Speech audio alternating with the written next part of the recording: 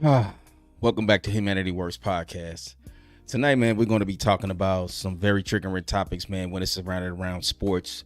The black athlete, today's black athlete, false narratives. And I have a special guest on me, a brother that I've had on here before by the name of Mike Tillery. You know, he's a blackballed sports writer. He's written for the Bleacher Report. He's written for Slam, The Nation. He's also spent time in about 4 years running, you know, making appearances on the Public Enemy podcast with Chuck D, and also in the Philly radio on the black market called The Word. And this brother has a well accomplished. He's well accomplished. He has a compilation of great achievements in this industry, and he also has his own blog spot, which is called The Starting Five, that many of you all need to go check out. That I'm gonna tag the link in the comments down there. And if you have any comments, please put them down in the lower section, because I'm pretty sure we're gonna say something that's pretty triggering. But before I bring my good brother on, man, there's just a few things that I want to say. First of all, this is the place where we bring it sexy back to the everyday hardworking men and women who impact your life within close proximity. We want to rise above this madness, which is called black culture. Many of you all know that you follow me. You know, sports is an area that I delve in just a little bit, and I try to be minimum to it. But we see that sports is a major part of our lives as far as American people, the citizens, the public. You know, we are fans, we root. Some of us, and many of us, have even played many sports, and our children play. And I also try to minimize, you know, a lot of love and relationship conversations. But at the end of the day, these are very powerful and important discussions that we have to have. And if you also follow me, you know that one thing about me, that I am a narrative killer. And for the life of me, for years, I just don't understand why it's been so confusing for many black sports fans to do the same. And many people think sports is a real commonality. Many people think professional sports is a natural playing field. And for the most part, it is. But we must understand politics. We must understand narrative. We must understand legacy building. Who's allowed to build legacies? Whose legacies are smeared, marred, and kind of put in a bad public image over something. A 17-year prior investigation that comes up all of a sudden when somebody does not want to act right. And if we run down history, man, we see a lot of narratives that have played out. We see a lot of legacies that were disrespected, that were never made. And it's a double standard. You know, years prior, when Randall Cunningham and Doug Williams were scrambling in the backfield with a football, they were highly criticized. Michael Vick was criticized for running the football. Cam Newton was criticized for running the football and being a mobile quarterback. They always told that they had low IQ and they couldn't throw the football. However, then comes along Johnny Manziel. They come along a lot of these young white quarterbacks. What's my guy named? Jason, the Buffalo Bills quarterback. The Jason, I keep forgetting his name. I always go blank when I go live with these characters. But these guys are allowed to scramble, and they're praised for it.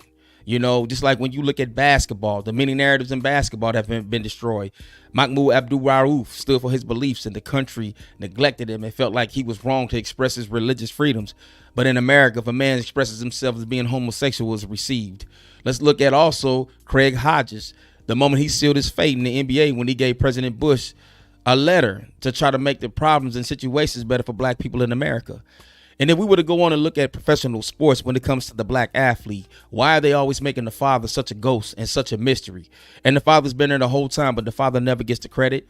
The father never gets the exposure. You know, a lot of people criticize Deion Sanders and the relationship that he has with his son, you know, being at QB, and they say, you know, Shador is cocky and arrogant, whatever the case may be. But at the same time, when we look at when we look at the Manning brothers, they're allowed to embrace their father. Hell, they even give him a show to commentate. Or let's just look at, like, I will never forget 2006, the Miami Heat with Dwayne Wade, when they were making the championship run, when Shaq came to Miami that year and promised the city of Miami a championship. And they did a Father's Day game with Miami. And at halftime, it was supposed to be a special report. Now, mind you, this is a Father's Day game. And lo and behold, what happened? They talked about the man's mother.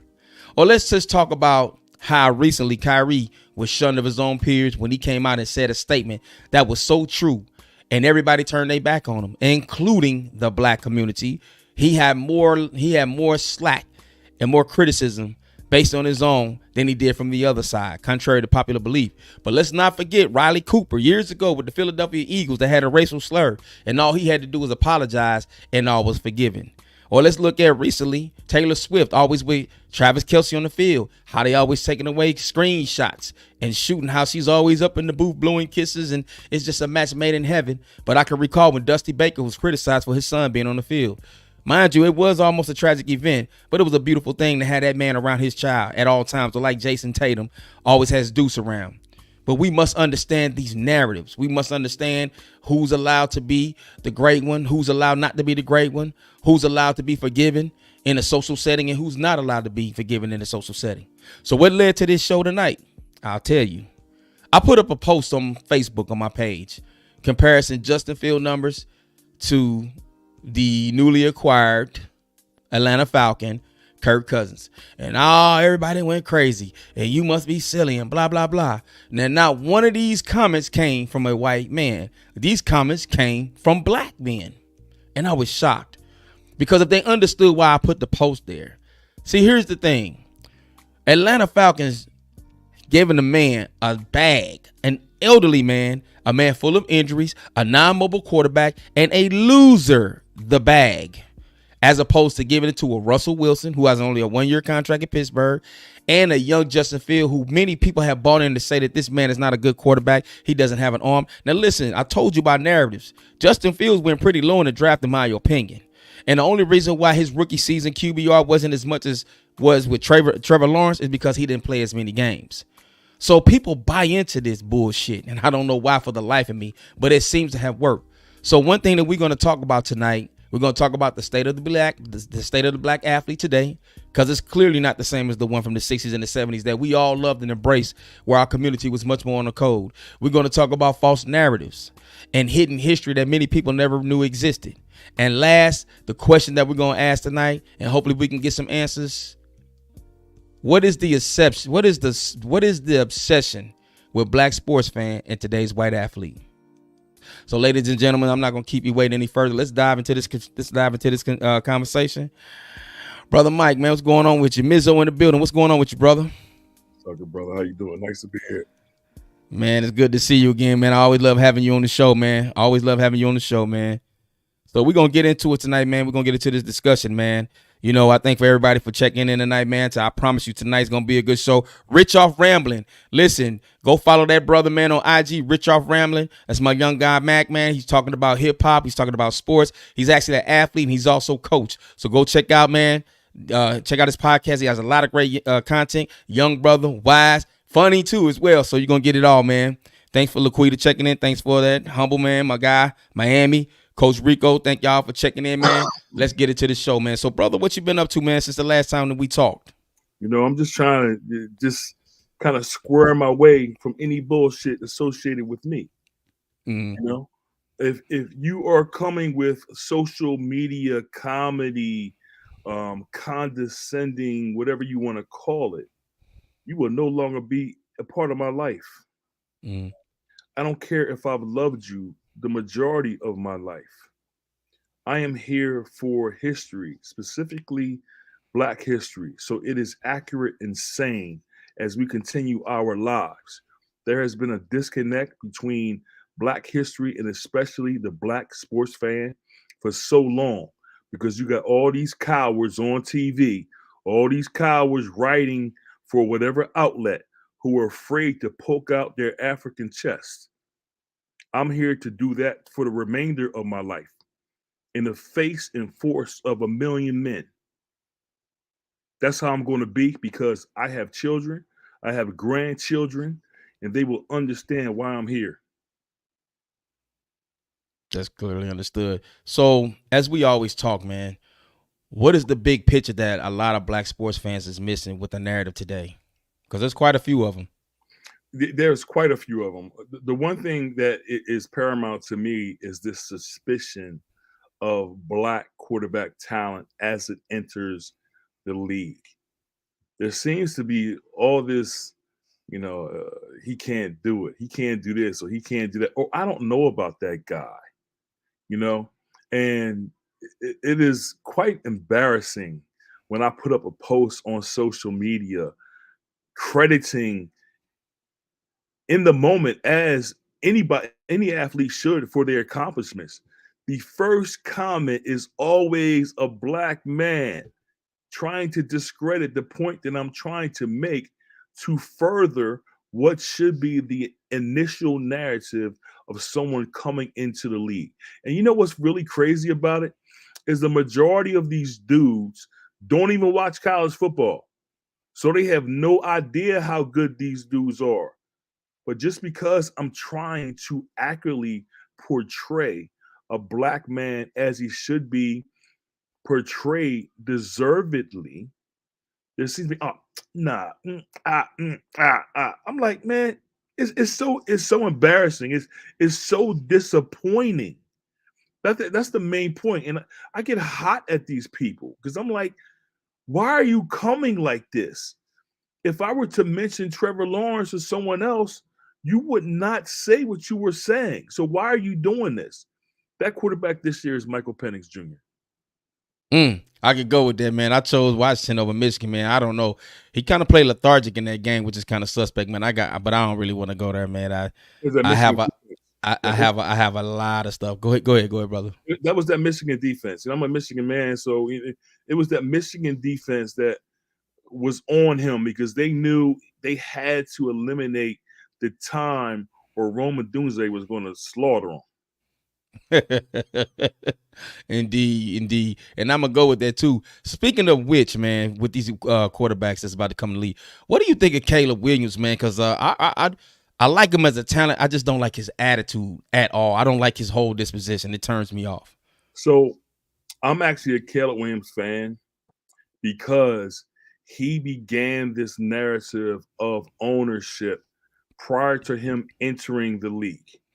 Mm-hmm. That was very important for me because he knows he's not going to get ownership, but it started a conversation that should have happened a long time ago. Somehow, some way, there has to be black ownership in the NFL because then you will start to see a little bit more temperate and tolerance of black quarterbacks when they come into the league, so they're portrayed accurately. You know, so in the Pac-12 this year, was the last year of their existence, they had an assortment of quarterbacks that we be playing in the NFL either this year or next year. Cam Ward, he went to Miami, but when he was at Washington State, I mean, he was pretty decent comparatively to one delay, a DJ. You had Shedeur Sanders, you had Michael Penix Jr., you had Caleb Williams, you had Bo Nix. It was the greatest year of Pac-12, maybe the greatest year ever in terms of a conference, in terms of quarterback play. And the fact this happened in the last year of the Pac-12 is very interesting. Now, I look at Michael Penix Jr. comparative to Caleb Williams. Both of them threw for almost 10,000 yards in 2 years. Mm-hmm. I think Michael Penix Jr. was the first to do 5,000 twice. That includes bowl games. So Caleb Williams, to me, even though they're trying to compare him to Patrick Mahomes, which I think there's some similarities there in terms of his elusiveness. Like, he's not the greatest athlete in terms of his fleet of foot, but he can escape the rush by moving the pocket. And that's when he's able to find receivers down the field. Right. Go ahead. Well, you bring up something real important there, the comparison, and that one you use Mahomes. But another thing that I find sickening with sports is just like the playoff games this year. Jordan Love, I think they lost to the Detroit Lions this year in the playoffs. I can't remember. He had a hell of a game, and he had a great season. And we could see that brother coming. But the narrative and the comparison is always to Aaron Rodgers. I happen to think he's a better quarterback than Aaron Rodgers or Ohtani. That out there that's doing like unrealistic things with a bat and a ball, and they constantly compare him to Babe Ruth. Yeah. Is that a necessity, and why aren't black sports fans picking that up? Because they don't want to. Because they want to look up. They want to look up. They want to be on their knees and look up to the shiny white ivory. It is disgusting, man. I'm like, yo, pick your balls up off the floor and be African as you are. You should not want to hear or want anybody to make you subservient to anything. Do You you are think the trend center. You do are you, the trend center. do you think today's black athlete is conscious of shut up and just dribble? Or do you think that they're just so unconsciously disconnected? I mean, the cliche is, the athlete surrounding himself with white managers, white agents, white publicists, white handlers, white security, this and that. So if you're living in a white world that's constantly telling you to shut up about certain things, then of course you're going to say, I'm going to shut up and dribble. Right. I'm gonna run it down what I think is what I've learned. And shout out to Mac, man, Rich off Rambling, man. Again, check him out on IG, get that brother a follow, and check out the shows and set your notifications. The one thing that I've noticed, man, and I noticed this like when my son got to college football, and this is around the time they were, they wanted athletes to shut up and dribble. The athlete of today is nothing like the athlete of yesteryear, where they stood for social causes. They protested. They came together in conferences. The most iconic picture was Muhammad Ali, Kareem Abdul-Jabbar. I think it was Jim Brown, and they were sitting there along with a couple of other important notables. Huh? Cleveland Summit, 1965. The Cleveland Summit, exactly. I think I mentioned that on the show before too. And we're not seeing that today. And there are a lot of athletes, black athletes, that do not make professional sports. And when I began to really understand the underline of why they wasn't making professional sports ranks, it had nothing to do with talent. It had nothing to do with them being a good citizen, like being a good person for the franchise, because all of them got these moral contracts and they clause in their contract where they can't do certain things in public, get caught, domestic violence and all that other stuff. However, I'm gonna always say this, and I'm gonna stick to this. When it comes to these draft prospects, it's always a happy African that's happy to be in America, a single, saved, and Christian black woman who's a single mother of a son, a child that comes from one white parent, or a child that comes from a child has one white parent and one black parent, and always an athlete that's dating a white girl. Right now, here's the thing: with the rise of the Colin Kaepernick movements, LeBron James, people forget David West when he was with Golden State. David West was a very, very conscious brother, but a lot of people they wasn't on David West like that. Nelson Brogdon, he's another conscious brother that a lot of people not aware of. We know Jaylen Brown is out there; he's more spoken, and he's a little bit more soft with it, but he's spoken with it. However, here's the thing: they always want people to not mix politics with sports. This is why I say one reason why they think they know black people, because the area of sports is where they think they know us best, which is why professional sports takes it upon themselves to say spray in racism in the end zone or Black Lives Matter on the court. But when you actually get to the thick of things, they never put a scientific mind in front of the cameras on the microphone to give us real solutions. So with that being said, they don't want no more Kaepernicks. They don't want no more LeBrons putting on hoodies whenever a kid in Florida is murdered by somebody who thinks they're the neighborhood security. They don't want any more Kyries who's telling black people that we are the real Hebrews. They don't want any more Kareem Abdul-Jabbar changing his name from Lou Alcindor because he had a conscious awakening, right? No more Mahmoud Abdul-Raufs and no more Craig Hodges.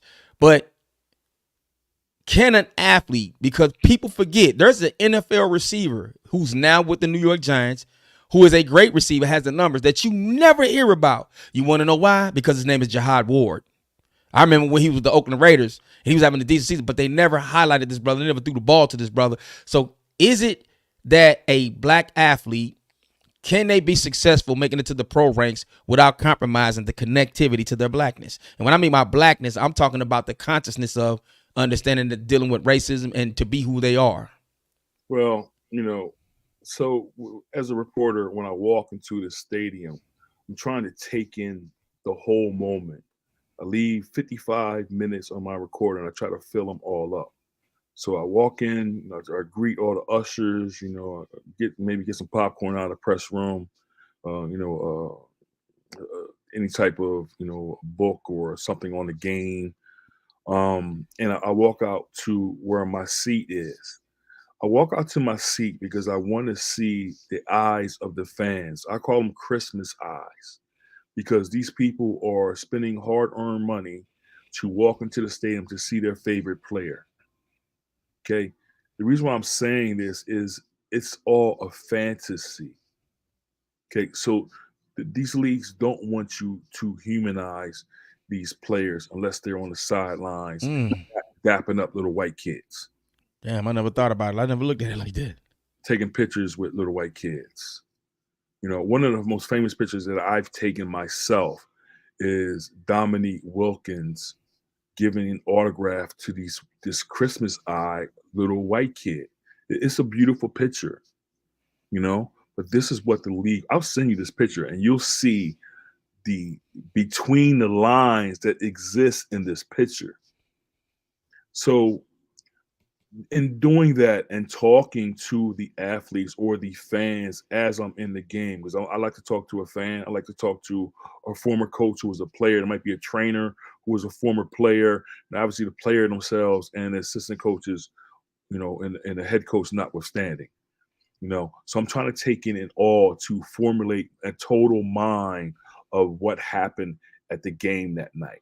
The NBA, the NFL, or whatever does not want the fantasy to dissolve. So that's the reason why, you know, of course, it's racism. It's a lot, has to do a lot with money too. They know if you humanize the players, the desire to want to see these players will dissipate.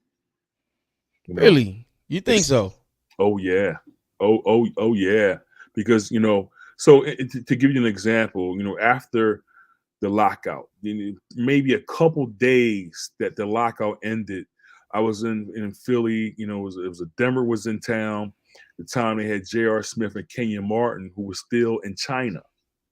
And, you know, I was asking David Stern, who he would come around to every team at least one time during the, you know, the season and also during the playoffs. You know, so I was the only black writer in the room. You know, I asked him about, you know, did he want to see or does he think that, you know, more black faces should be in the media at the time? Because it seemed like I was one of the only ones to be demonstratively black, you know. But, you know, I was talking to him about did he also want J.R. Smith and Kenyon Martin to come back? And he was like, nah, you know, they're marketing us overseas right now, playing in these barnstorming leagues or what have you. So the NBA was then opening itself up to the world to this fantasy. Every country that plays NBA has an NBA contract, but it's not just NBA.com. It's NBA China, it's NBA Germany, NBA Liberia, Africa. NBA Africa, or whatever, you know.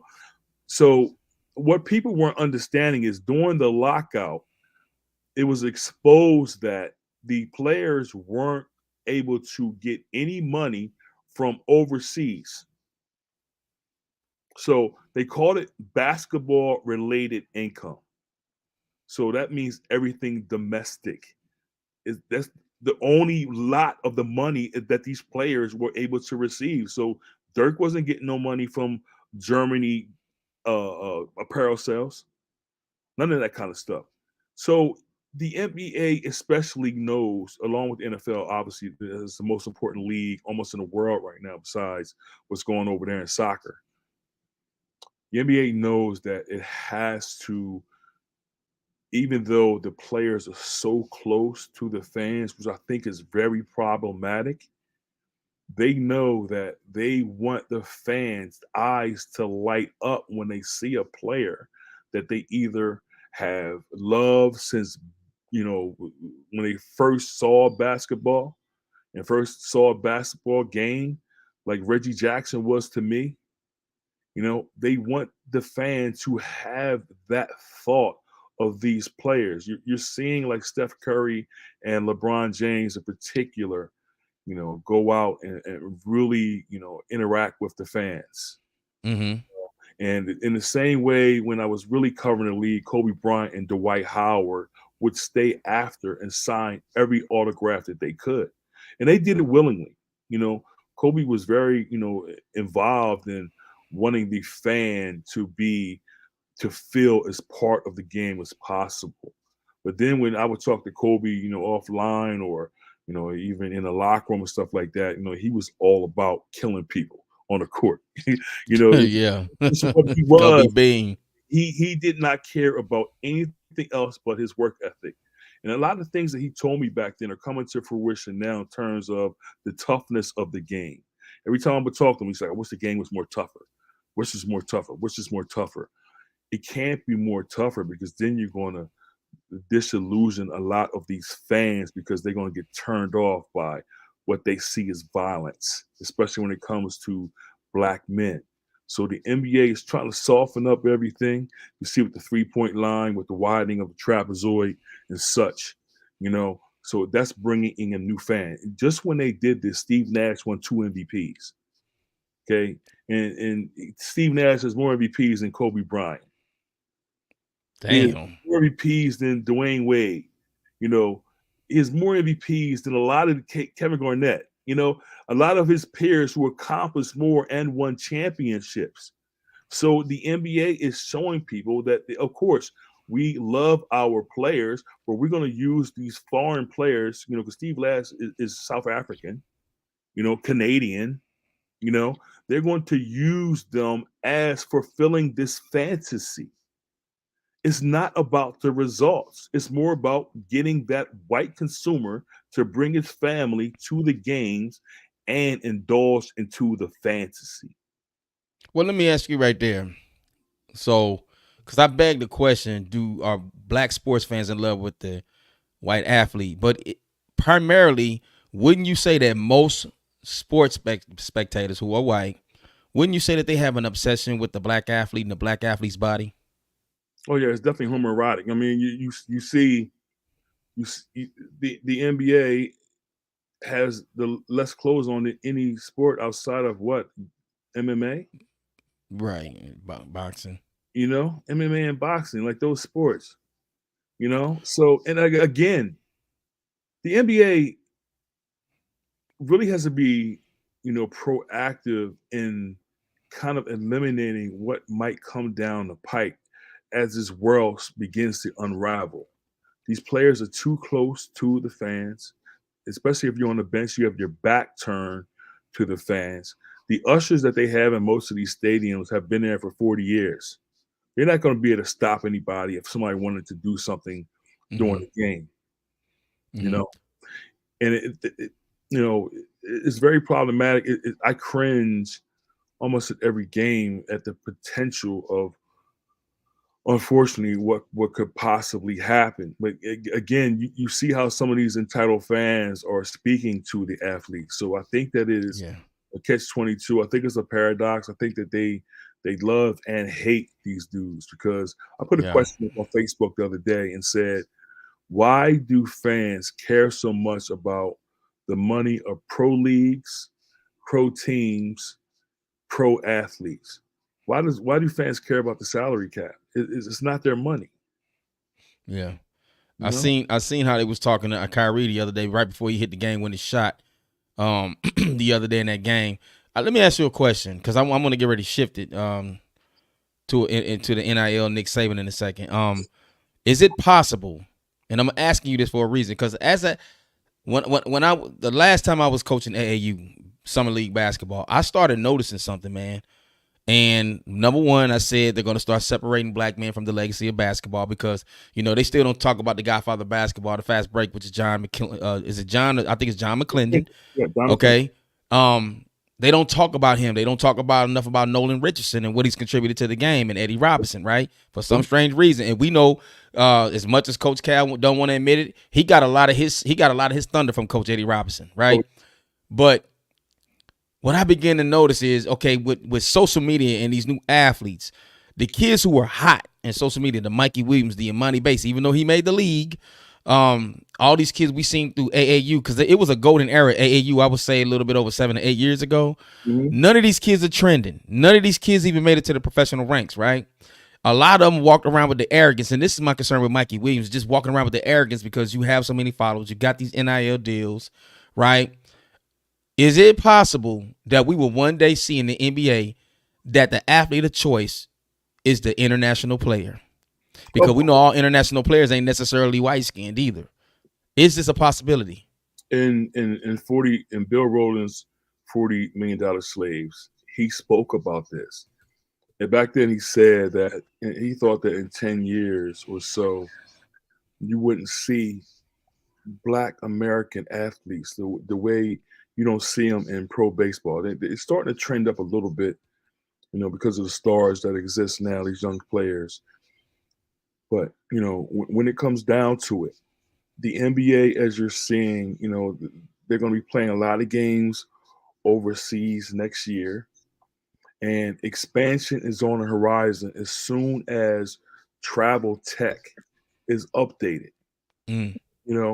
So some of a lot of the conversations that I had with David Stern and that were in that regard. And I'm going back to 2010, 2008, 2009, when he was speaking about his expansion. He would go overseas, especially to Greece, and talk to, that league over there, and, really just try to lend his voice around the world to plant the seeds of expansion. Obviously China has a big time following. You have Turkey, you have the Philippines. Obviously they started a new league in Africa, would really envelops that entire continent in terms of them, developing the immense athleticism that exists in Africa. So when it comes down to it, look at what's going on in the league now. Jokic, MVP, Embiid, MVP. You got Luka, who's a probable MVP. God damn. You have so many players who Giannis. are here. Giannis, Yeah. So and Giannis is one of the, as you spoke to earlier, he's happy to be there. Yes. Because of his travels. His travel yes. area to Greece, he's not going to, even though he was very outspoken publicly, about race in Milwaukee because of what happened with Sterling Brown and the like, he has really kind of fallen back in terms of speaking out. All you do is see that nigga's teeth right now. Yeah. Yeah. That's a good point. So with that being said, man, let's talk about that because, when we see athletes, they kind of speak out and they fall back. We know that's immensely got something to do with other type of, external influences and control and power.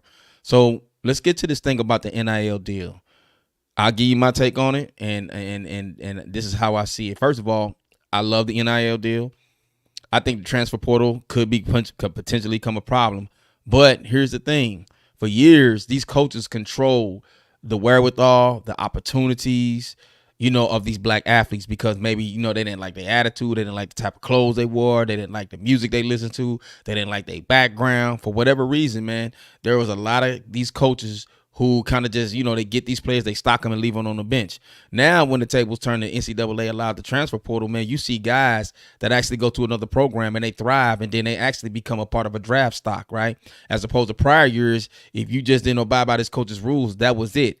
Now we're seeing a little bit something different. Now, sitting now with everything that's good, you got the bad because now you got a lot of kids that hit in the transfer portal because they don't like discipline. They don't want to get in line with the program. They feel like they was the superstar athlete that came from the high school, from whatever their respective region, and now they don't want to abide by the rules or they think they're better than some of the other players that have been there. So it's pros and cons to the transfer portal. But with the NIL deal, this is what I like about the NIL deal that nobody talks about. So like when you look at like an Angel Reese or a Caitlin Clark, they don't ever have to go to the WNBA. They're paid. They've made more money than women who's been in the WNBA 6 or 7 years. So what that happens is, more people who play a sport are really people who have passion for other things to do in society. You know what I mean? So you look at an athlete like a Caitlin Clark. If she's made $800,000, $2-3 million, $4, $5, $10 million, she don't necessarily have to go pro. She can necessarily go and do something like she likes to do. Like if she wants to be a veterinarian, if she does want to study law, that gives us another constructive individual who just simply play ball that will take on something other than professional sports. That's one way I look at it, and especially for black athletes, because we know the main motive is financial stimulus, right? The second thing I like about it is, and this is why I brought up Nick Saban, because Nick Saban is driving hard about this NIL deal. And this is why I used to always tell people, I don't give a damn, because Nick Saban used to come to Grayson High School and put that helicopter in the middle of the field. I don't give a damn if Nick Saban sat in my front room couch. I was not sending my son to Alabama. right? Because with these coaches, when you see the Coach K retiring and Nick Saban retiring and all these coaches, I think Bob Huggins even mentioned about retiring, right? They've been holding these coaching positions forever. Number one is because they're losing control. This is why they always want the single athlete who has no father around, so there's no other male influence around but them. But number two, man, what's the problem with an athlete making a check because they put their body through the gulag, they put it through the grind, the rigors, getting up early in the morning, lifting weights, dealing with injuries, and all you doing is sitting there telling them what to do. So what's the issue with them getting a check, which I really think is something dope, right? But now the issue is these athletes ain't the same. Sports have changed. No, you just not going to get the pick of the litter no more because now everybody has a bag and they're going all across the country. So I think Nick Saban is on one when it comes to the NIL deal and for the athlete getting an NIL deal for the athletes who deserve it, those who work hard, the top-notch athletes. So that's my take on the NIL deal. So what's your take on it? So, I was the first to interview Ed O'Bannon way back when he was fighting the Supreme Court on name, image, and likeness. He was in the backyard. I think he was over one of his UCLA teammates' house. And when they came in the house, his teammate's son was playing with him on the game, the college game. And Ed O'Bannon had no idea that the game existed. So that's how that started. This is where we are now. I think that this will all kind of fill itself out. This is in the developmental stage, So we're going to see a lot pros and cons happen right now because it's so new. I do think that the NCAA will try to come in and stabilize this because high school athletes are making money now. Mm-hmm. You eventually you want to see like a 4-year-old kid son in the Yeah. This is just where we are. The coaches don't like it because there's no more patriarchy. Mm-hmm.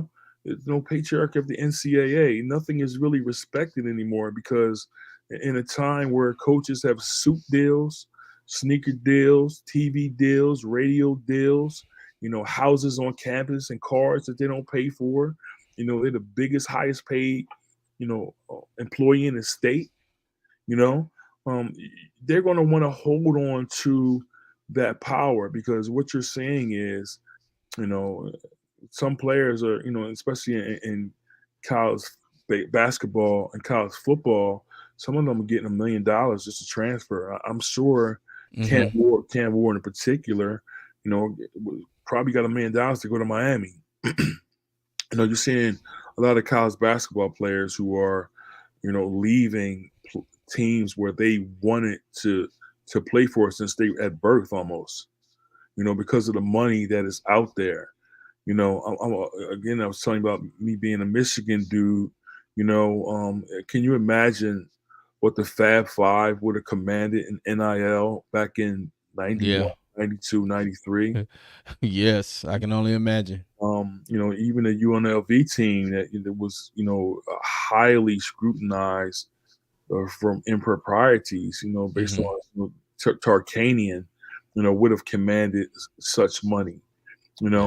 I hope that this all works out for the athlete first. Like, I don't care about coaches. I don't care about the teams, in this regard only. If you have the talent to command so much money, then you should be able to go out and get whatever you command, because a lot of these players aren't going to be pro athletes. Right. Right. They're maximizing their time and space on this earth while they can, and that's how it should be. Now, if they are able to, stack that and buck up and make more money off the money that they earn, then that is a great thing for them.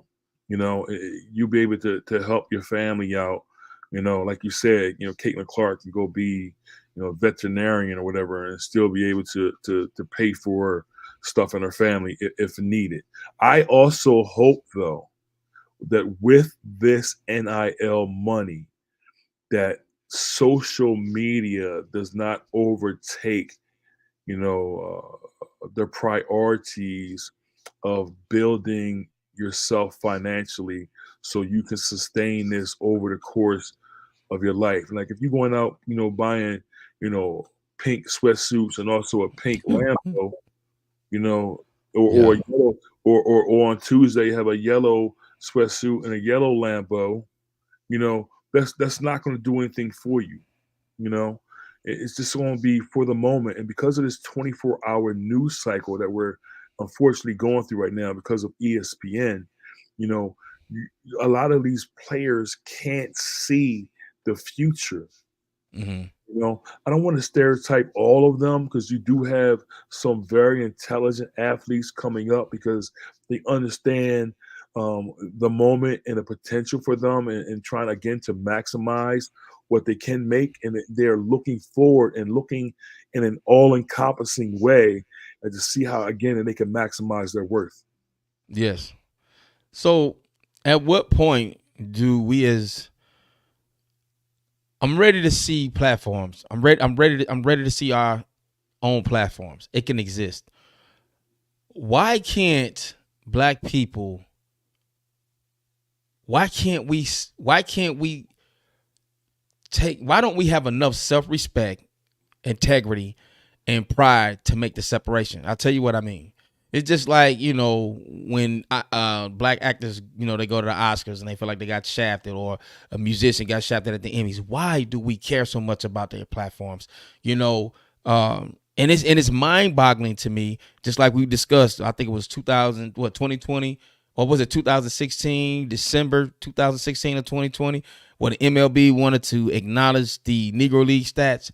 Like, why was that such a celebration for black people when we could have, we got the museum in Kansas City, but what is it about them why we always think they're ice colder when it comes to our legacy?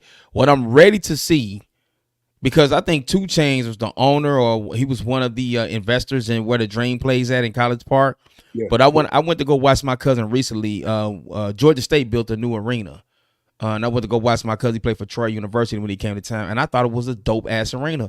I think it was. I did some research, like a 20,000 seat arena, but I think that's good enough. If we were to start our own franchise and start our own platforms for like maybe a 10 or 15 city league, it's just that easy to do. You're not gonna tell me these athletes and entertainers don't have the money to do it, but we just don't think on that level. Why are we like that when it comes to this situation called sports?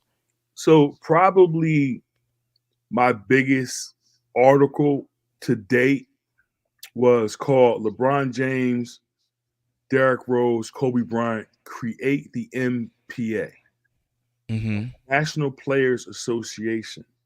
This was before the lockout ended. Are you talking about the lockout the year Miami Heat won it? Where they started the league, where they started the season on Christmas Day? Yes. Okay. Yes. All right. So Carmel, they had a barnstorming game here at the Palestra. It was a historic arena here in Philadelphia. It gets so loud because people jump around it. The ceiling falls. It's so old. So what I loved about the lockout was the barnstorming games.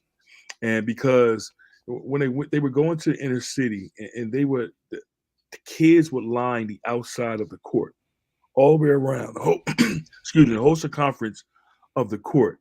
And what I loved about that is these kids who did not have a chance to watch the NBA were able to see their favorite players in their city. There wasn't security, there wasn't no ushers. The players were, dapping them up during the game. It was great because in most of these games, the players would have 68 points, 70 points because it was an exhibition. The kids loved it. And, I got a video on YouTube talking about that, back then. It was incredible to me. After that game, I kind of bumped into Lala. Her and Carmelo were still married then. And, we were out. The only reason why I was able to get a credential there because one of my boys was in charge of the game, and in the locker room, I was surrounded by a bunch of New York reporters. I think David Aldridge was definitely there, and it was me, independent writer. Yeah. So I went straight up to Carmelo and said to him, Why aren't professional basketball players as outspoken as the Drew Brees, a Peyton Manning, and a Tom Brady? And he basically said, we're not allowed. Athletes today are afraid to make Muhammad Ali type statements. Mm. And he was speaking about Blunt Ash's Nas song, that Chris Webber produced, and it that he was laughing when he was saying this. So I put it on my page the next day. And David Aldridge wrote this long piece on NBA.com about what I reported. People came after me. Yahoo came after me. Yahoo would not give me credit for this interview that went viral, for this piece that I wrote about the players creating their own league that went viral. ESPN called me a gadfly in their Tim Tebow issue. Michael Tillery says this with this, but they almost copy and pasted my piece inside the magazine. The Huffington Post copied and pasted it.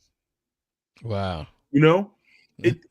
But every major outlet covered my piece. When Carmelo and Amari Stoudemire spoke about my piece, the lockout immediately ended. Immediately. They did so on ESPN.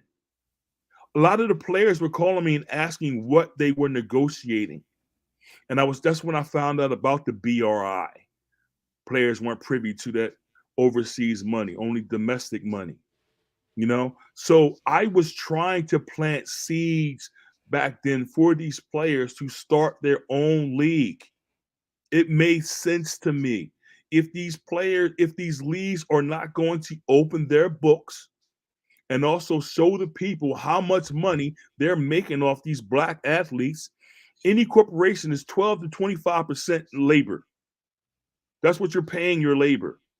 So these players are making so much money and they're only making 24% max of the take-in. Can you imagine how much money they should be receiving? So if you're not getting all that money, because what I proposed was this: in every NBA city, you have a civic center, you have another arena. Whatever partner did not get the contract, that's who you take. Like if Aramark is the main, in terms of food concessions, you go who didn't get the deal. You go get all the people who are financially able in terms of front office people. You do whatever you can to secure a whole infrastructure inside of, again, that said stadium that isn't being used for NBA basketball. Right. And, I thought it was very innovative. It still did go viral. I had to get the article copyrighted. My agent at the time, said, go get this copyrighted. It did not work anyway because everybody stole the idea. Every major outlet talked about it. And again, the lockout immediately ended when it was spoken about publicly on TV. And I don't think that was a coincidence at all. So what do we have coming down the pipe that black sports fans are not aware of or don't even have a clue that's about to happen?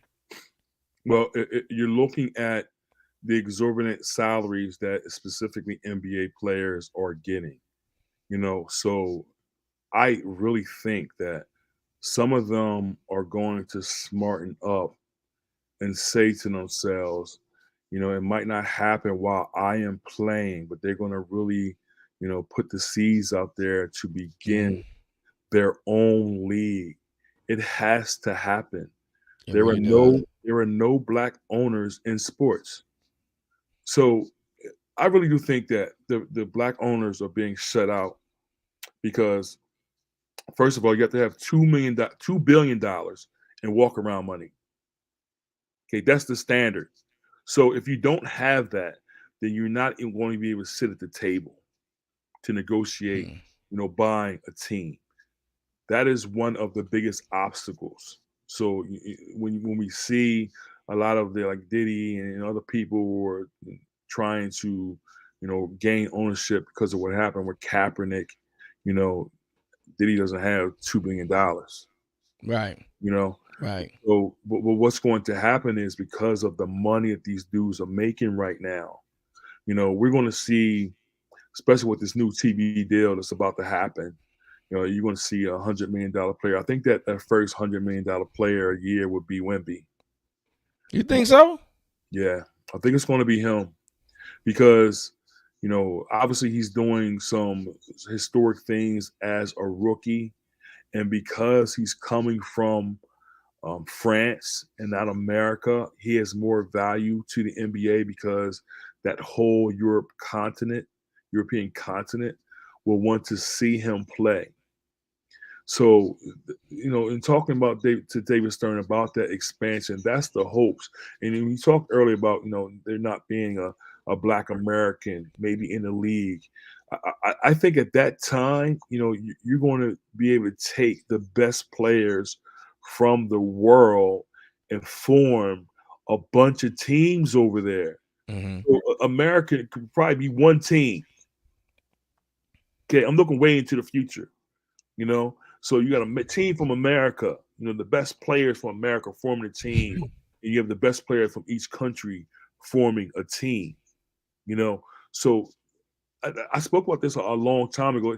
It's just what I'm seeing, based on me reading $40 Million Slaves and what Bill Rowling was writing about the future that he saw.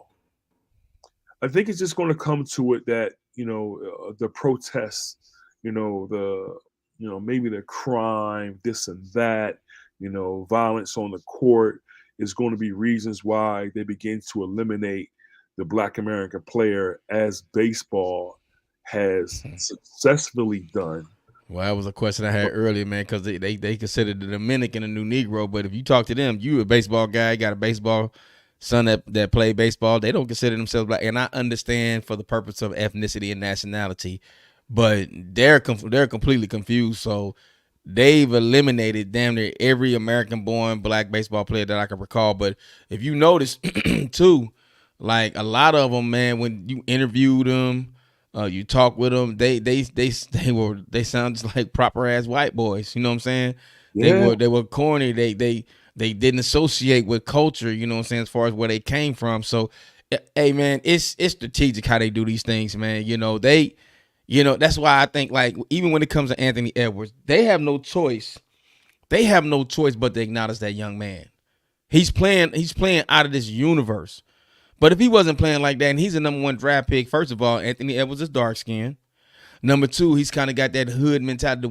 His whole swag, his style, it's not like Steph Curry. Steph Curry, he's friendly, he's approachable, and he loves the people. And I'm not saying Anthony Edwards is not like that, but he has a whole nother disposition to him. You know what I'm saying? Like, oh, yeah. I'm out of zone 6. You know what I'm saying? I'm straight out of Atlanta. I'm out the trap. So it's not.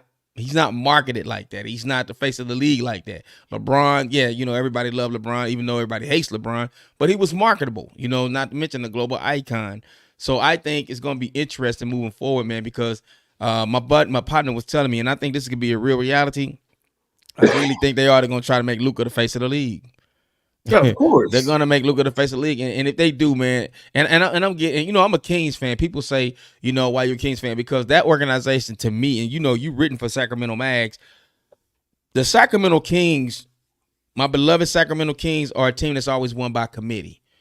Even when they had the greatest team ever with Bibby, Weber, Jones, Christie, Peja, they were touted as a team. It wasn't just Mike Bibby and the Kings. So they win by committee. So people be like, well, your team's not going to win. Probably not, because they're not a narrative team, right? That's not the type of team America wants to watch or see in the finals. Let's just truth be told. So I hate it. But and Luka, my favorite white boy of all time is Larry Bird. Okay, Luka ain't it for me, man. Luka's a great basketball player, man. And I'm trying to get people to see, this is the problem that I have with Black men who don't seem to understand and get it. People look at the numbers. I'm a prototype of guy. I like Jalen Green, even though Jalen Green, he's struggling a little bit, but he's coming along. I'm a prototype of basketball player, like Anthony Williams. You know what I'm saying? Mm-hmm. He may not have Luka's number, but he's a dog. He's a basketball player. When you look at Ja Morant's a basketball player. So, Jalen Brunson, he's a basketball player. He's not a narrative. So when it comes to sports, it's an entertainment brand.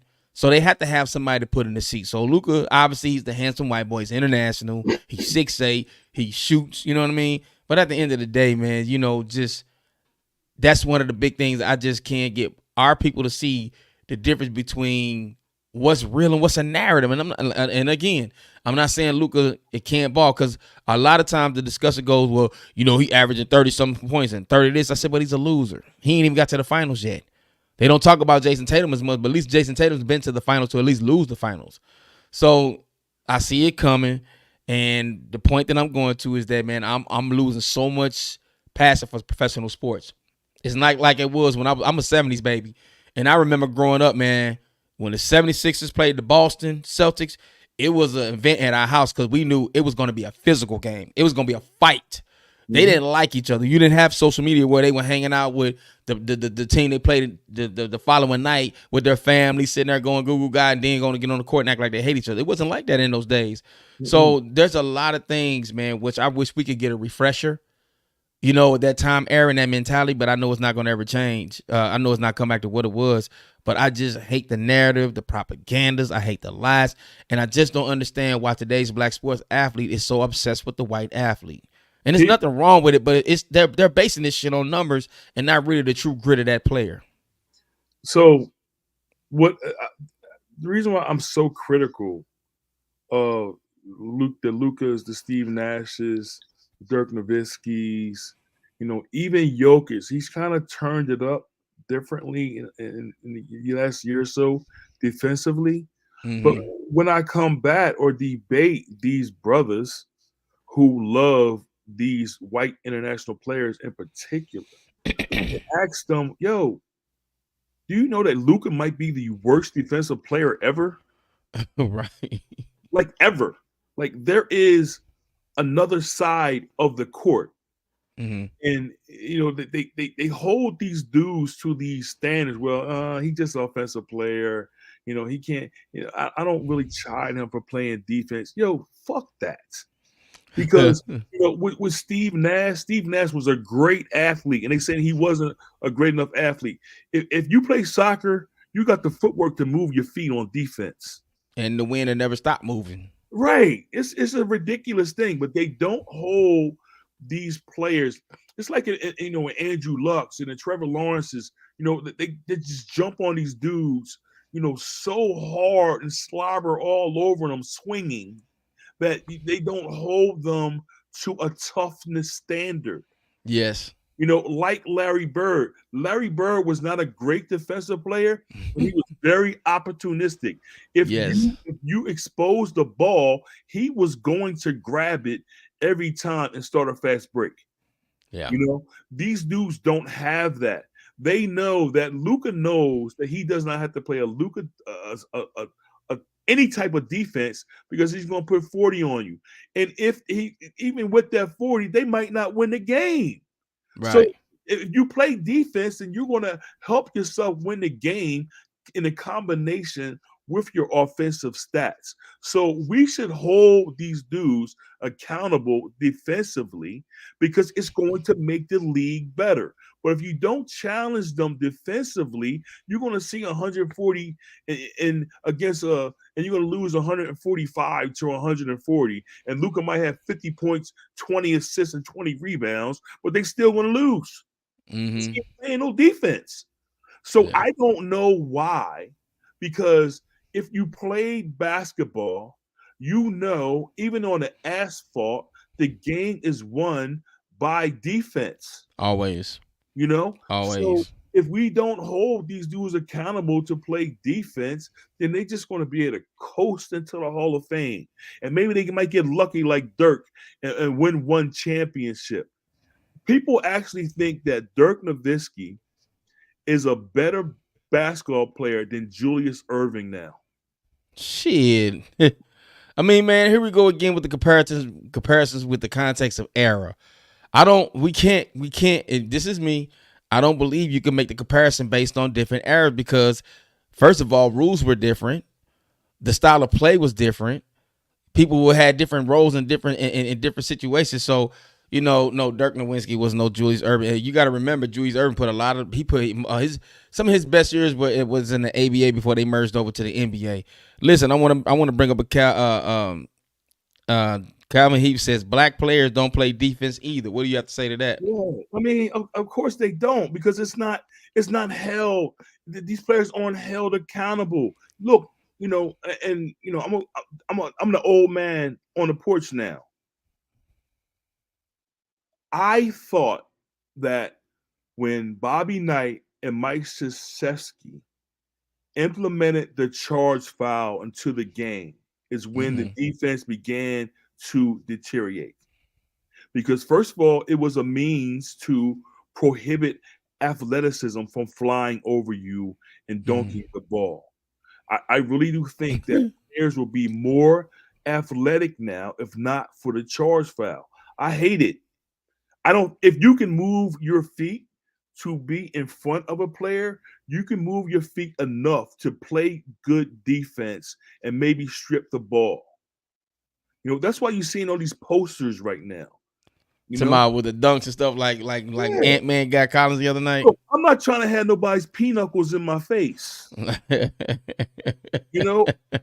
up. Yeah. So I'm not gonna hold myself like this and try to close my eyes, and because you're looking straight at a dude's manhood as he's dunking over you. Play some goddamn defense. These young coaches need to begin to, with these 6 and 7-year-old kids, teach them how to play defense first, because everybody's going to practice in their court offensive moves. Yeah. It's a bucket game, man. Everybody's all about a bucket, man. They all about the bucket. When I pick up my team for the Pro-Am League, they was everybody's about a bucket. I'm a defensive coach, man. But it's an old saying. They say offense sells tickets, defense wins games. Right. You know what I mean? So, man, we're gonna get ready to run it up, man. It's getting a little late. So, man, in your parting words, man, because we probably gonna have to do a part 2 because there's so much we didn't get to discuss. In your parting words, man, moving forward, how should black sports fans really begin to view professional sports so they are not confused about the narrative and what's really going on? Well, first of all, you got to turn off the TV. Mm-hmm. Okay? You have to really research yourself how you want to view the game. You got to read. You got to read and really follow people like you and I. We're going to give you the all-encompassing view of sports, outside, inside, in terms of the soul, the atmosphere. You can't just look on the court and watch the play, especially in these 3-second junkets that's happening now with these dunks all over social media. That's how a lot of these kids are getting into college now, and they're not able to develop themselves fully for the next level. People have to stop looking at this mainstream trash that's only going to be subjective when it comes to itself. Exactly. I want to say something. Let me stop you right there because I want you to add to this. Here's something that Bryce put up there. There's certain players who can compete in any era: Wilt, MJ, Magic, Kobe, etc. I don't know. The game has evolved. I think it was ESPN, or I can't remember that show. You used to have this show called Sports Science where they would kind of they would do the numbers, weight, mass, center of gravity, speed versus resistance, and they would try to equate to what they think an athlete could do or the power of an athlete. I don't know if a lot of the yesteryear players could compete with today's era for the simple fact the game has evolved. They dribble the ball different. The athleticism is stronger, faster, quicker. Positions are positionless damn near now. The advent of the 3-point line, certain defensive schemes, offensive schemes. The game has changed. Back in those days, again, you also had superstars, but nowadays it's just different. I think LeBron James throughout his career had to play against more elite players on a nightly basis than Jordan or a Magic, in my opinion, because the league although it had parity, the level of the talent of the league in the 70s and 80s is not like it is now. Right? Not at all. Not at all. So I don't know about that statement. Go ahead, Mike. Okay. I'm gonna tie this all together for you with a short story about Philadelphia. So when I'm covering the Sixers all the time, I just see this old white man with a hunchback, just slowly walking around the stadium every game, and he's handing out stat sheets, whatever, right?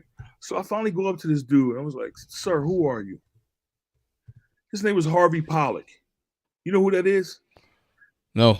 Okay, Harvey Pollack was the last living person that attended Wilt Chamberlain's 100-point game. Okay, he was the first employee of the NBA over 60 years. So I was supposed to interview him, and remember I was telling you, prior to us coming on about me having a sense of urgency for interviewing people, while they're alive. So I asked Mr. Pollack, can I speak to you for like 2 hours, sir? Okay. So in the interim of us having this major interview that I think that would be so good for now, he gave me this short story about Wilt Chamberlain asking him about why to track Michael Jordan from 14 feet out. He said that Michael Jordan was not making a shot outside of 14 feet. So Harvey tracked this. And he is the father of analytics. Okay. So when he tracked these stats, he put all these papers in the back of his car, and his car gets stolen. So he had like 5,000 sheets of paper tracking advanced stats in 1984. Wow.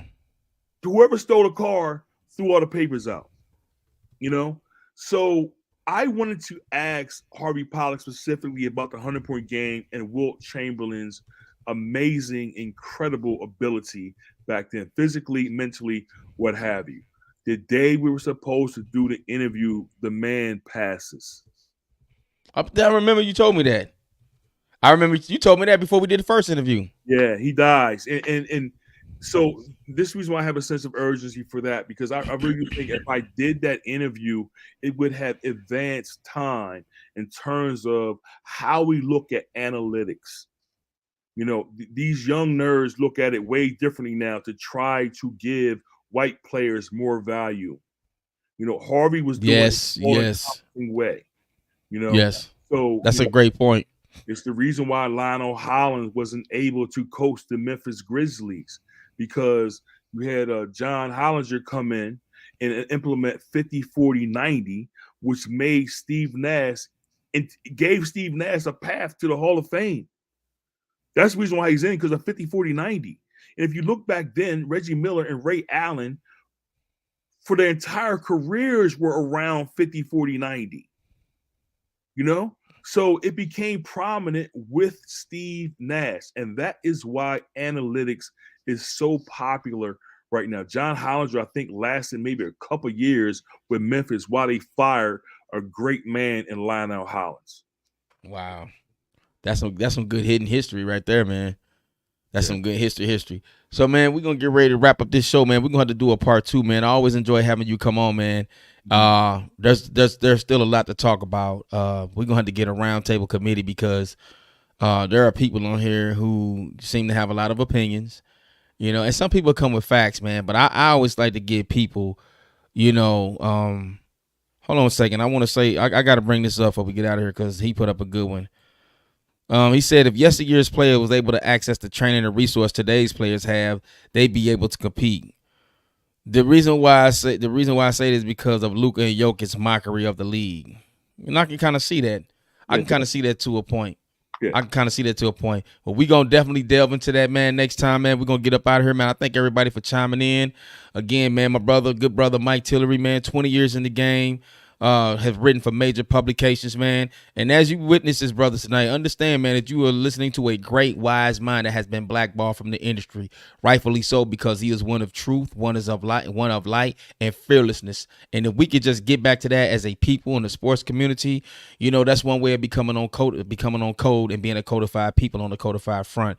I remember all my athletes, man, they were able to speak up, man, right there in the face of adversity, social injustice. Anytime they put the microphone on them, they did not back down from their words, and they did not apologize for speaking the truth.